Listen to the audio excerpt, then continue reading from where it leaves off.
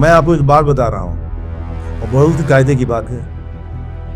एक दिन मैं अपने ऑफिस में किसी क्लाइंट का काम कर रहा था। अगले दिन उसकी बेल थी और मैं बेल के फाइल पढ़ते पढ़ते हमको रात के 11:30 बज गए। अचानक 11:30 बजे रात को वो क्लाइंट मेरे चेम्बर में आता है और मुझे देखता है फाइल पढ़ते तो बड़ा खुश होता है। बोला, धन्यवाद वकील साहब, आप मेरा ही केस कर रहे हैं। वो मेरे नज़दीक आया, देखा कि मैं उसके केस पे आर्गूमेंट तैयार कर रहा था। उसने मेरे को दिल से शुक्रिया किया और कहा, वकील साहब आप इतनी रात को मेरा काम कर रहे हैं, इसके लिए आपको धन्यवाद।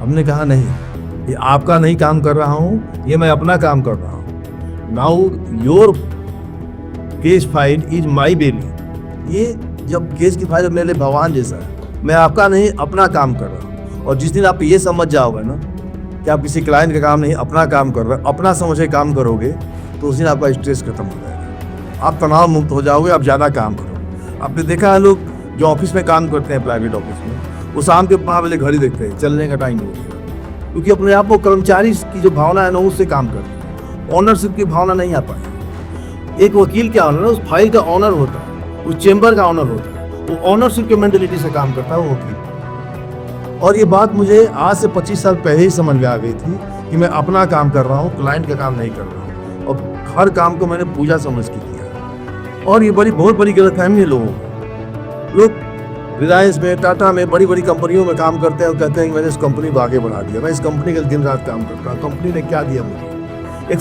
सरकारी कर्मचारी ही कहता है कि मैंने सरकार के लिए ये किया, मैंने दिन पूरे 60 साल रिटायरमेंट के समय हर समय सरकारी कर्मचारी भूतक मैंने 60 साल गवर्नमेंट को दी, उसके लिए मैंने काम किया। इसलिए वो हमेशा स्ट्रेस में रहा, क्योंकि कभी उसने काम को अपना नहीं समझा। और मैं हर काम को अपना काम समझ के करता हूँ। जिस दिन आप ये समझ जाओगे ना कि अपना काम है, उस दिन स्ट्रेस गायब हो जाएगा, आप आनंद में आ जाओगे और आपको मिलेगा परमानंद।